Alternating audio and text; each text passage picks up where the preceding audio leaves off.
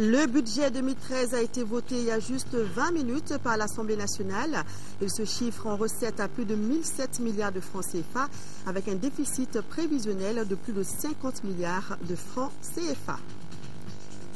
Adoption hier à l'unanimité de la résolution 2085 par le Conseil de sécurité des Nations Unies. Cette résolution autorise le déploiement d'une force africaine au Mali pour permettre au pays de recouvrer son intégrité territoriale par la reconquête du Nord. Littérature, dans ce journal, nous irons découvrir le livre intitulé « Mali, une nation trahie » de Moussa Bala Coulibaly. L'auteur déplore les failles dans l'administration et estime que le fondement du Mali devrait s'inspirer de la charte du Kouroukan-Fouga.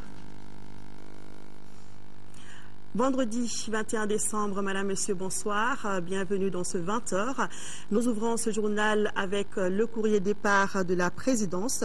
Le président de la République par intérim a adressé un message de condoléances au président de la République islamique de Mauritanie suite au décès de Moustapha Ould Mohamed Salek, ancien président mauritanien. Le professeur Diankouna Traoré a salué la mémoire de l'illustre disparu et prié pour le repos de son âme en son nom propre et au nom du peuple malien. Audience à la primature, le Premier ministre Django Sissoko a reçu successivement ce matin Thomas Strider, chargé d'affaires de l'ambassade de la République d'Allemagne au Mali, et Saïd Djinit, représentant des Nations Unies pour l'Afrique de l'Ouest. Si rien n'a filtré du premier entretien, le second par contre a évoqué l'implication des Nations Unies dans la résolution de la crise au Mali, une occasion pour le représentant spécial de féliciter le Premier ministre pour sa nomination. Le reportage est de Nando Dambeli. La première personnalité reçue par le Premier ministre Django Sissoko est Thomas Strider, chargé d'affaires de la République d'Allemagne au Mali. Rien n'a filtré de l'entretien entre les deux hommes. Djinit Saïd, le représentant spécial du secrétaire général des Nations Unies pour l'Afrique de l'Ouest, a été reçu à son tour par le Premier ministre. Outre les félicitations adressées à Django Sissoko pour sa nomination au poste de Premier ministre, Djinit Saïd a aussi réitéré le soutien des Nations Unies au Mali dans la gestion de la crise que traverse notre pays. Je suis venu rencontrer M. le Premier ministre, d'abord pour le féliciter et lui redire tout le soutien et l'accompagnement des Nations Unies dans l'accomplissement des objectifs de la transition. La visite coïncide avec le fait que la résolution du Conseil de sécurité a été adoptée hier et donc nous avons évoqué la nouvelle situation née de cette résolution et de l'action importante qui doit être faite pour mettre en œuvre cette résolution. Nous sommes réjouis du fait que cette résolution a donné un nouveau cadre de travail pour que les uns et les autres, les Maliens, la région, la communauté internationale, chacun et chacune dans son rôle fasse le travail qu'il faut pour que les choses évoluent vite pour atteindre les objectifs de la transition au Mali et soutenir efficacement le Mali. La résolution est claire. Je crois que le Conseil de sécurité a été sans ambiguïté en termes d'autorisation de la force. Mais évidemment, il y a un certain nombre de choses qu'il faut faire pour s'assurer que au moment de l'intervention militaire elle-même, toutes les conditions soient réunies pour qu'elle se passe dans des conditions d'efficacité maximale. Mais je crois que la décision est sans équivoque. Rappelons que la résolution des Nations Unies tant attendue pour une intervention militaire étrangère sous commandement africain pour la libération des 3 régions septentrionales sous occupation a été adoptée hier en unanimité par les 15 membres du Conseil de sécurité des Nations Unies.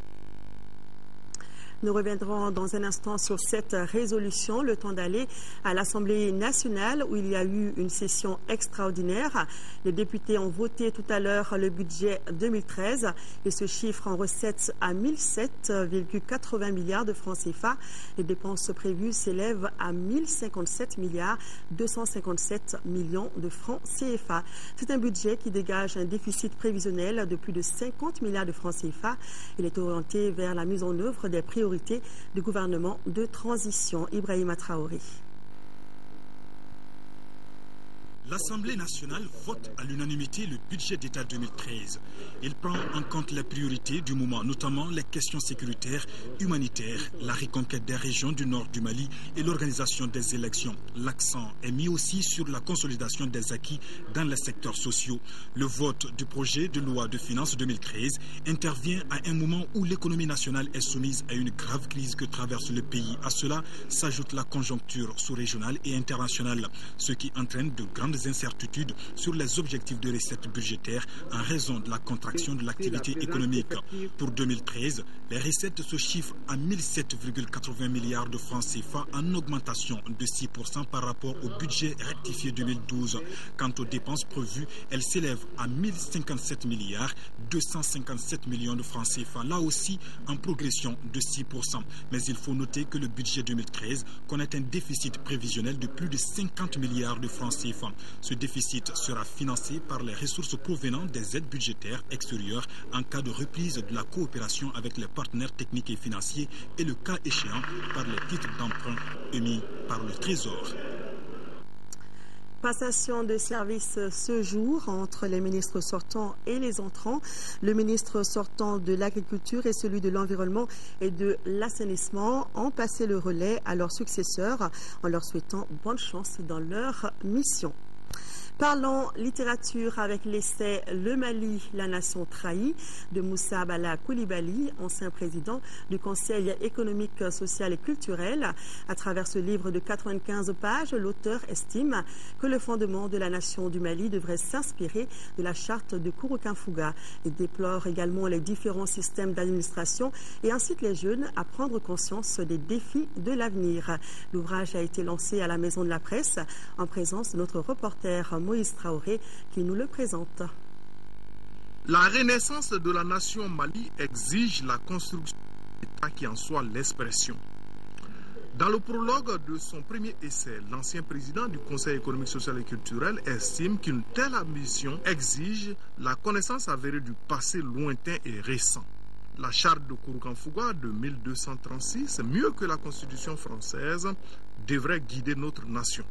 Nous n'avons pas trouvé mieux à faire que de prendre la Constitution de 58 de la France, reproduire ça. Et déjà, au niveau même de l'Europe, au niveau de la France, la Constitution de 58 est un événement. Pourquoi? Tout simplement parce que ça a été taillé sur mesure pour un homme. En l'occurrence, c'est le général de Gaulle. Une des grandes réussites du Mali a été la construction de l'école de 1962, que le monde entier a admiré. Le Mali, la nation trahie, est une œuvre qui débute par une historicité qui traverse le régime de l'indigénat et l'émancipation des peuples colonisés après la guerre 39-45.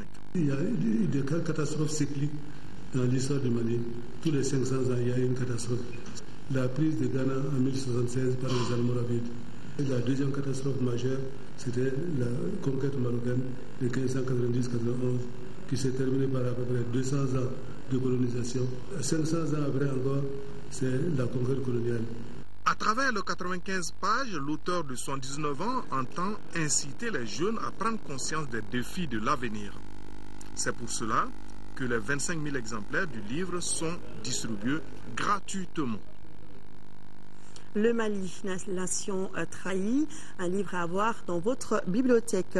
Vous le savez, le Conseil de sécurité des Nations Unies a adopté hier à l'unanimité la résolution autorisant le déploiement d'une force africaine dénommée MISMA dans le nord du Mali.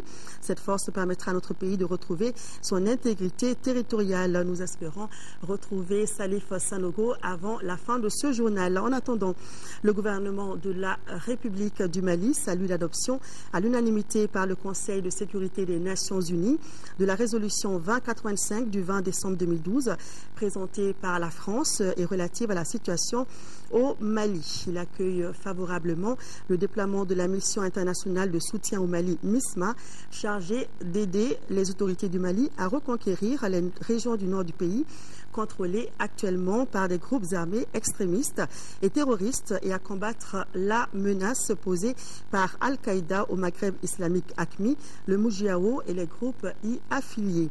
Le gouvernement de la République du Mali apprécie le fait que le Conseil de sécurité ait mis l'accent sur les violations flagrantes des droits de l'homme dans les régions nord du pays et la destruction des sites culturels et historiques à Tombouctou et son corollaire de déplacement des populations aussi bien à l'intérieur qu'à l'extérieur du pays.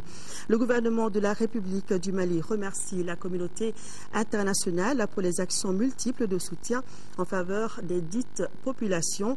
Il mettra tout en œuvre afin que le volet politique de la résolution, notamment le rétablissement de l'ordre constitutionnel par l'organisation d'élections présidentielles et législatives crédibles, se déroule conformément aux termes de la résolution. Le gouvernement de la République du Mali se réjouit des dispositions de la résolution demandant aux États membres, y compris à ceux de la région du Sahel, de fournir des contingents à la MISMA pour lui donner les moyens de s'acquitter de son mandat et un appui coordonné, notamment sous la forme de formation militaire, de fourniture de matériel, de renseignement et d'appui logistique. Le gouvernement de la République du Mali exprime sa profonde reconnaissance aux pays membres du Conseil de sécurité et à l'ensemble de la communauté internationale pour les efforts déployés ayant abouti à l'adoption de la présente résolution. Et puis à l'image du gouvernement, nous commençons à recevoir les réactions de certains groupements politiques et de la société civile qui saluent tous l'adoption de cette résolution. Sur un tout autre sujet, promotion de l'accès des ruraux aux services financiers, tel est l'objectif du programme de microfinance rurale PMR, financé par le Fonds international pour le développement agricole FIDA, avec pour maître d'œuvre le ministère de l'Agriculture. Le plan de travail est budgétisé à plus de 2,5 milliards de francs CFA pour 2013. Retrouvons Moïse Traoré. Le plan de travail budgétisé 2013 du programme de microfinance rurale PMR est d'un montant prévisionnel de 2,542 milliards. Le document de travail est au centre de la 3e réunion du comité de pilotage du programme dont le maître d'œuvre est le ministère de l'Agriculture avec un financement du Fonds international de développement agricole FIDA. Outre la poursuite de la restructuration des réseaux des systèmes financiers décentralisés FCFD, le PMR projette d'étendre ses actions dans les bassins de production agricole de la région de Sikasso. Il intervient déjà dans 4 régions dont Tombouctou. Ces gestions vont être informatisées, dotées de SIG, des systèmes d'internet de gestion des logiciels informatisés. Et là où il n'y a pas d'électricité, on va mettre les panneaux ou les groupes pour permettre à ces gestions, en tout cas, d'avoir un système de gestion fiable, de suivi en temps réel. Au-delà de ça, il y a les formations pour qu'on puisse avoir un personnel qualifié et professionnel. Aujourd'hui, vous savez aussi que c'est l'un des problèmes de nos institutions, c'est aussi la professionnalisation. Donc, un aspect important pour le programme pour 2013 pour le PMR, c'est l'activation du fonds de crédit institutionnel partagé. Le financement est un problème très sérieux aujourd'hui du secteur de la microfinance, qui s'endettent auprès des banques pour refinancer, en tout cas pour faire le crédit en milieu rural. Donc le coût revient très cher et l'accès n'est pas à tout bout de champ un acquis.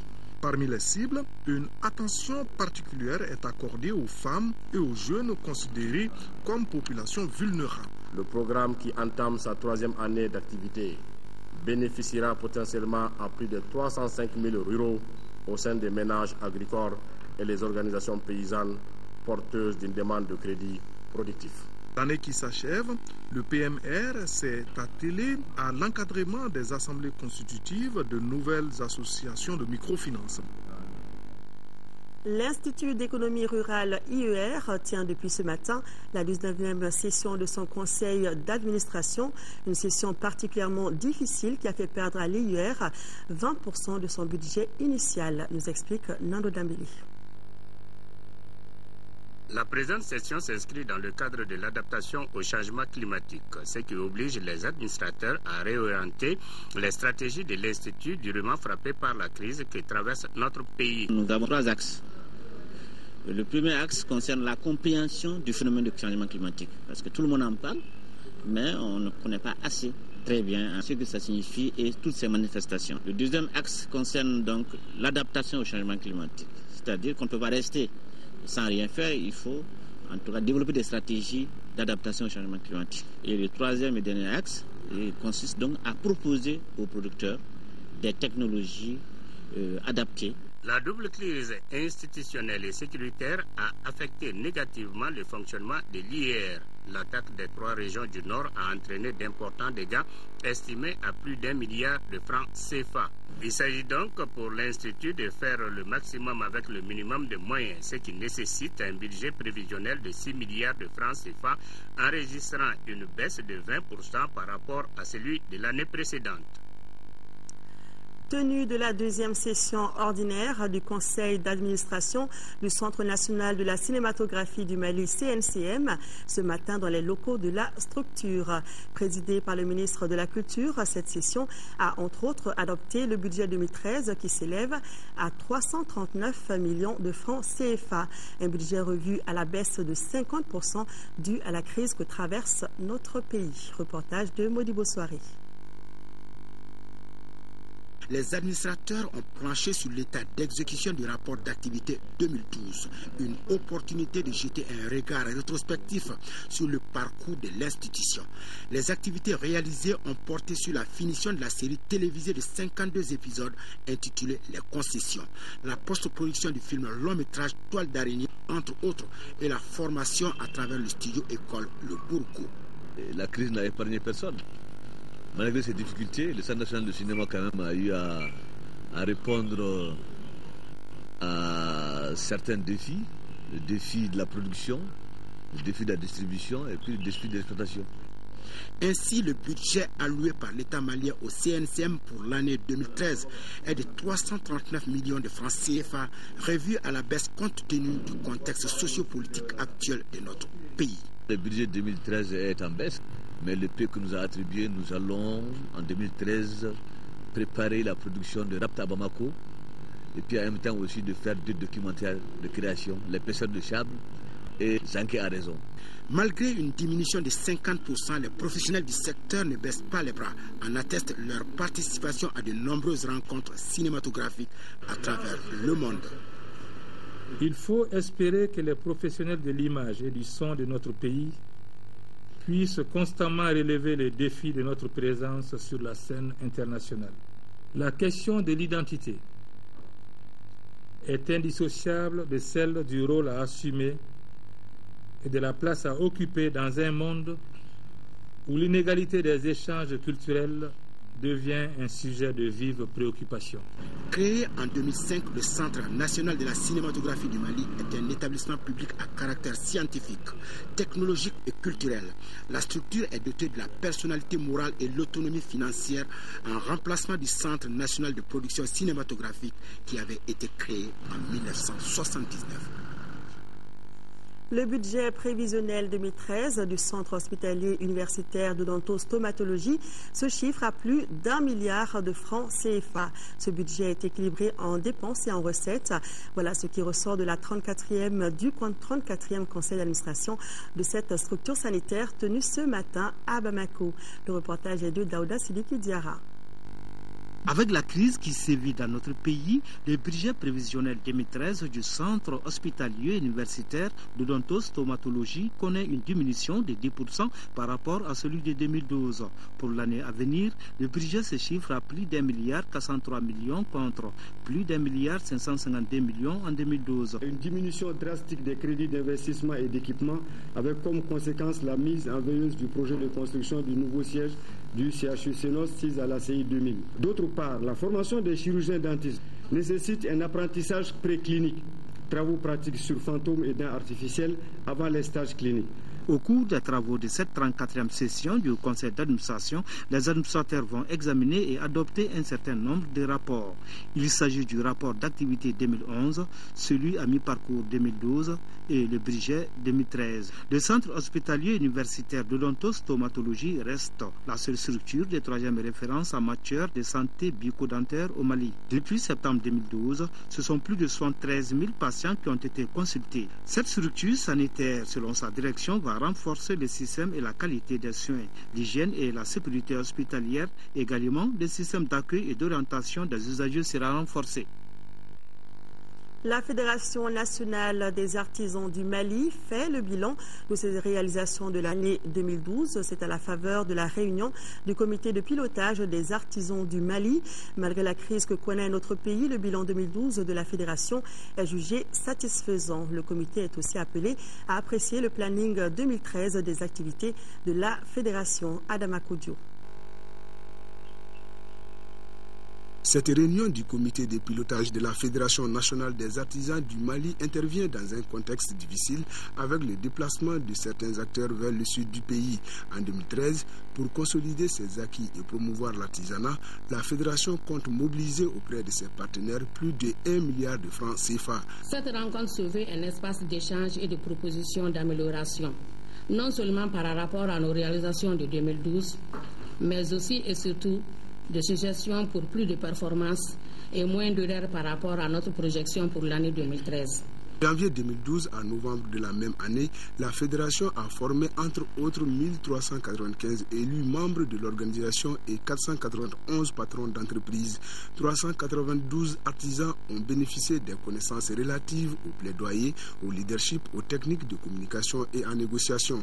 Dans la région de Ségou et les cercles de Yorosso, la Fédération a pu placer 16 000 jeunes auprès des maîtres artisans.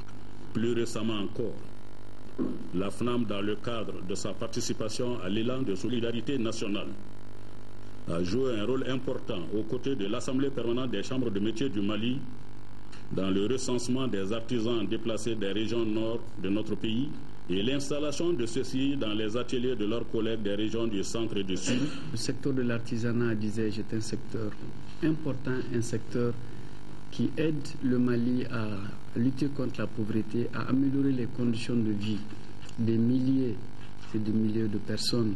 Les réalisations ont coûté plus de 980 millions de francs CFA à la Fédération. Lancement ce matin à l'INRSP de l'ouvrage intitulé « La décentralisation et la santé ». Cet ouvrage est la capitalisation de la recherche menée par le docteur Sergio Diani et le professeur Rokia Sanogo de l'ONG Aide au développement de la médecine traditionnelle. La cérémonie a regroupé les représentants des collectivités territoriales, des services techniques de la santé, des partenaires, notamment la coopération suisse. Reportage de Garibou, Pérou. Comment établir des passerelles entre médecine moderne et médecine traditionnelle au profit des populations? Voilà le contenu du nouvel ouvrage intitulé « La décentralisation et la santé ». Il est le fruit d'une recherche menée dans le cercle de Kadiolo. Nous travaillons à créer une communication entre le système de santé du village et le système de santé classique.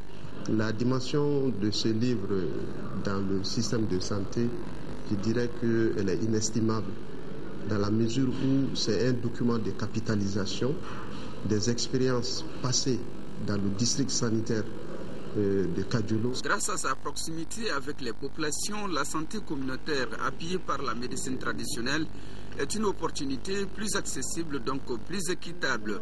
Cependant, elle n'est peu reçue sans l'engagement de l'ensemble des communautés et des partenaires. Aujourd'hui, le thème sur lequel porte ce livre, c'est de voir comment, à travers la décentralisation, la santé peut être mieux assurée au niveau de la population. Je crois que c'est une question importante. Cet ouvrage, en 162 pages, a été écrit par le professeur Rokia Sanogo en collaboration avec Mamoutou Diara et le docteur Sergio. Ses co-auteurs travaillent au sein de l'ONG Aide au développement de la médecine traditionnelle. Auparavant, ils ont écrit d'autres ouvrages comme par exemple « Les hommes et les plantes et la guerre des femmes ». Tous ces écrits prouvent une santé communautaire bien appropriée et possible au Mali. Dans la recherche de solutions aux problèmes énergétiques, les autorités maliennes et leurs partenaires ont choisi les biocarburants.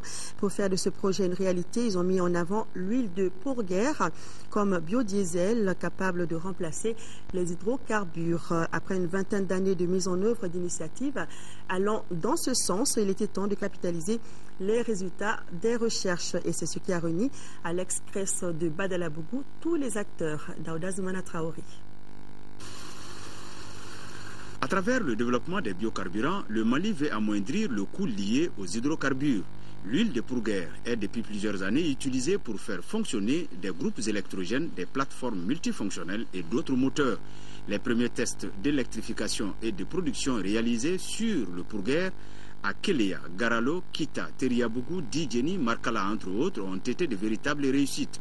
Pour progresser dans leurs projets, le gouvernement et ses partenaires sentent la nécessité de capitaliser les connaissances et les savoir-faire sur la filière des biocarburants. Il s'inscrit dans le cadre de la mise en œuvre du projet promotion de la production et de l'utilisation de l'huile de diatropha comme biocarburant durable au Mali, dont l'une des composantes vise à renforcer les activités de recherche et développement pour lever les barrières techniques au développement de la production d'huile de diatropha à l'échelle nationale. Les partenaires comptent beaucoup sur les acteurs du secteur pour relever les défis qui s'imposent à la filière Pourguère.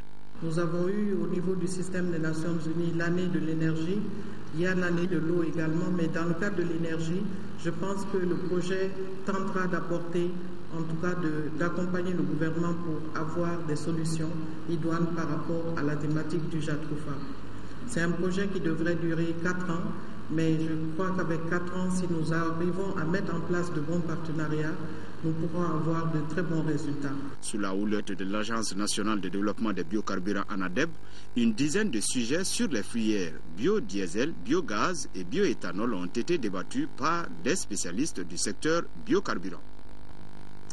Et nous revenons sur la résolution adoptée hier par le Conseil de sécurité des Nations Unies. Cette résolution a été votée à New York en présence du ministre malien des Affaires étrangères et de la coopération internationale. Salif Sanogo revient sur les travaux. La troisième fois aura donc été la bonne. La résolution 2085, votée à l'unanimité des 15 membres du Conseil de sécurité, fournit la légitimité internationale à l'intervention militaire dans les régions du Nord Mali. Il s'agit peut-être d'une stratégie politico-militaire visant à instaurer la paix et la stabilité. Cette résolution est, à mon sens, l'aboutissement de plusieurs mois d'efforts et est aussi la preuve que le Mali a eu raison de faire confiance à la communauté internationale. Mais c'est aussi, je crois, au-delà de cet aboutissement, le commencement de quelque chose. Le commencement de la mise en œuvre de ce qui nous amènera très certainement à débarrasser le Mali de la vermine terroriste qui s'est dans son nord, et aussi un élément pour la création politique nouvelle pour le Mali, pour la population et le bénéfice de la communauté internationale. Cette 2085 comporte autant de militaires que de formation et l'équipe de la force nationale de l'organisation. Toutes nos excuses pour les problèmes de son rencontrés dans ce reportage. Nous revenons sur le communiqué du gouvernement de la République du Mali suite à cette résolution. Le gouvernement de la République du Mali salue l'adoption à l'unanimité par le Conseil de sécurité des Nations Unies de la résolution 2085 du 20 décembre 2012 présentée par la France et relative à la situation au Mali. Il accueille favorablement le déploiement de la mission internationale de soutien au Mali, MISMA, chargée d'aider les autorités du Mali à reconquérir les régions du nord du pays, contrôlées actuellement par des groupes armés, extrémistes et terroristes, et à combattre la menace posée par Al-Qaïda au Maghreb islamique AQMI, le MUJAO et les groupes y affiliés.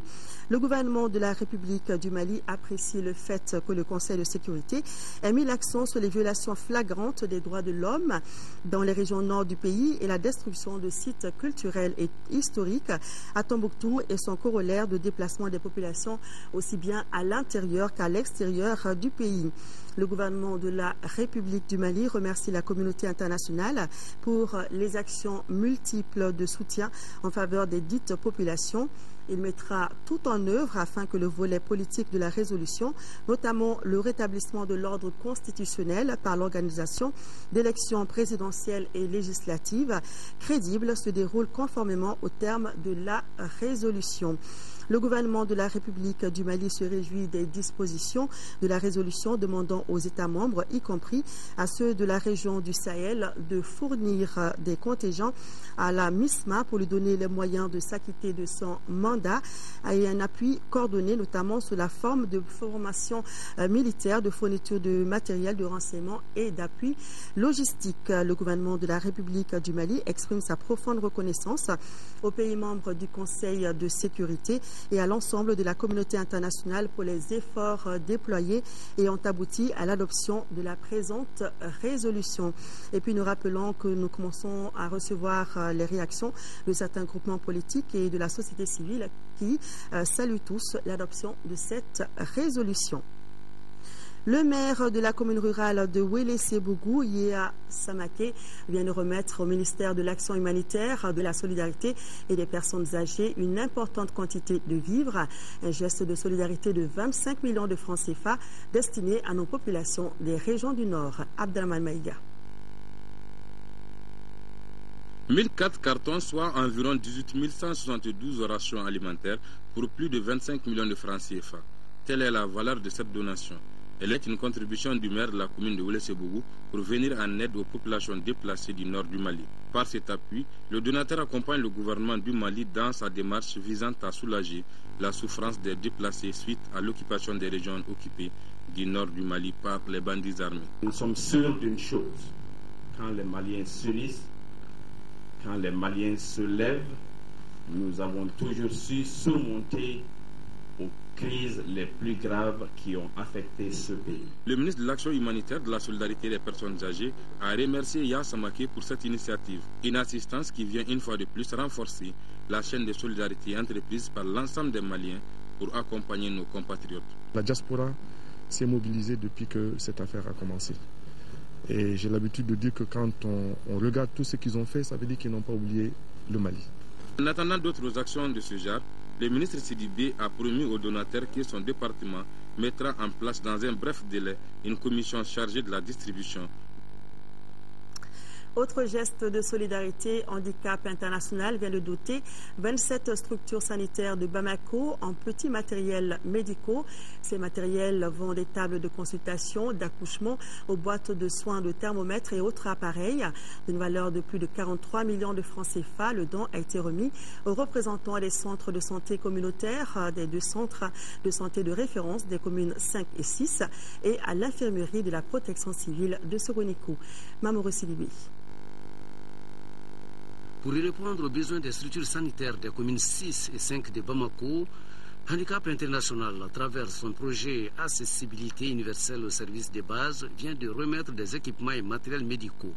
Ces équipements sont composés de 27 tables de consultation et 30 tables d'accouchement adaptables pour personnes handicapées, 21 pèse-bébés, 21 pèse-personnes, 50 boîtes d'accouchement, 51 boîtes de soins, 73 thermomètres médicaux, 52 appareils à tension pour ne citer que ceux-là. Le matériel, c'est une chose, mais le plus important, c'est l'accueil et l'empathie que font montre tous les jours, je le sais, le personnel de santé qui accueille la population, qui accueille aussi ces populations déplacées. Les équipements destinés à 27 structures sanitaires ont coûté à Handicap International et ses partenaires plus de 43 millions de francs CFA. Le projet Accessibilité universelle, le service de base, a pour but de faciliter l'insertion sociale et la participation citoyenne des personnes vulnérables en général et les handicapés en particulier. Le collège transitoire de la Chambre de commerce et d'industrie du Mali a rencontré ce matin les groupements de commerçants. Il s'agissait de faire la restitution de la rencontre avec le Premier ministre lors de sa prise de contact avec les forces vives de la nation. Pour plus de précisions sur la rencontre, nous vous proposons d'écouter le président du collège, Mamadou Tieni Konaté. Il est au micro de Abdraman Maïga. Il nous avait demandé chaque groupement professionnel que nous représentons de faire une synthèse dans un mémorandum à lui transmettre contenant des propositions pertinentes et réalistes et réalisables durant la transition qui puissent améliorer la situation. Face aux trois urgences que nous avons, il y a l'urgence institutionnelle qui est les élections et l'urgence sécuritaire, la libération, mais il y a une urgence de tous les jours, c'est que malgré la crise, les gens doivent vivre, se déplacer. Nous, étant la structure fêtière des professions du secteur privé, il nous appartient de lui faire des propositions concrètes pour animer une économie de crise. Nous allons tout de suite dans le village de Sine, c'est dans la commune urbaine de Djéné. Dans ce village, il y a moins de décès d'enfants car l'accès aux soins est beaucoup plus facile. C'est le constat fait par nos envoyés spéciaux sur place qui ont rencontré les villageois heureux d'avoir à leur disposition un agent de santé communautaire depuis 8 mois. Et c'est le cas un peu partout dans les villages de la région de Mopti. Idrissa Traoré et Tessira Emmanuel Dambéli. Dans le village de Sine, commune urbaine de Djéné, Fatoumata Koulibaly consulte un nouveau-né. Vérification de la température, de la respiration, conseil à la maman. Elle est l'une des 254 ASC agents de santé communautaire de la région de Mopti. Sa mission est de faire un peu plus que les relais communautaires en prenant en charge les cas simples de paludisme, d'infections respiratoires aiguës et de diarrhée chez les enfants de 0 à 5 ans. Si la maman vient que l'enfant a une fièvre, je le consulte. Par exemple, la cause de la fièvre peut être une palie. Si je fais la consultation, si la diagnostic elle est palie, je donne le CTA et puis le paracétamol. Je suis chargée du travail des femmes aussi, comme les PF. L'installation de cet ASC s'explique par des facteurs ne facilitant pas l'accès des enfants de 0 à 5 ans à un paquet minimum de soins. Ici, d'abord, il y a plus de 7 km de Djéné, non seulement avec l'enclavement de la ville, le passage derrière le fleuve avec le bac, souvent ça pose problème. La deuxième raison, c'est que si vraiment c'est une population qui est un peu élevée, et ils ont aussi des dagas, donc des campements bozo où vraiment il y a vraiment une population immense aussi.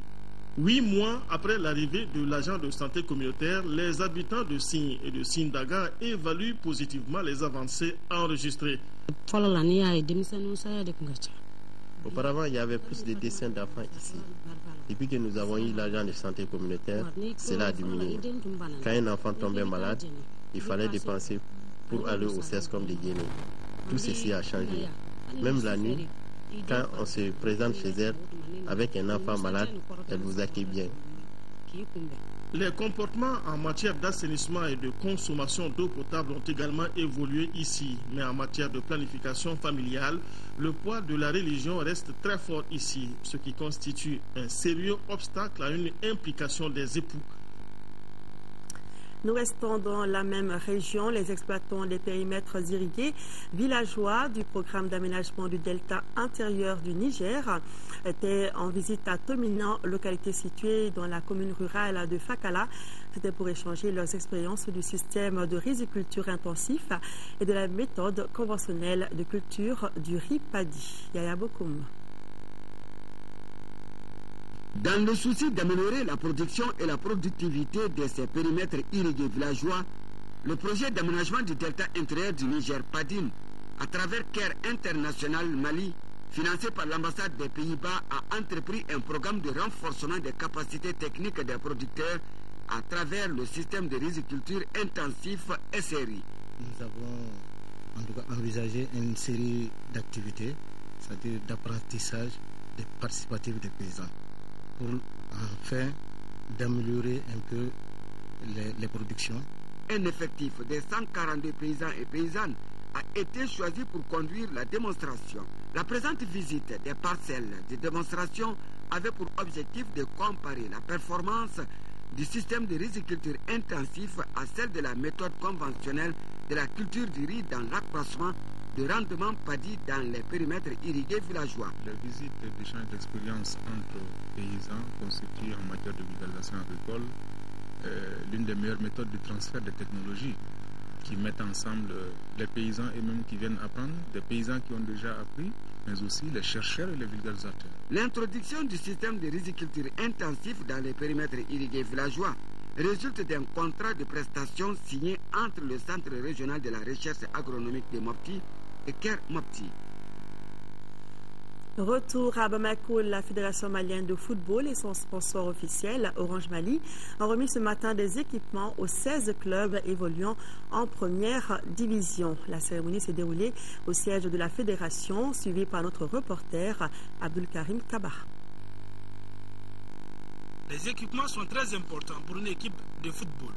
D'une part, ces maillots soulageraient les équipes de première division financièrement.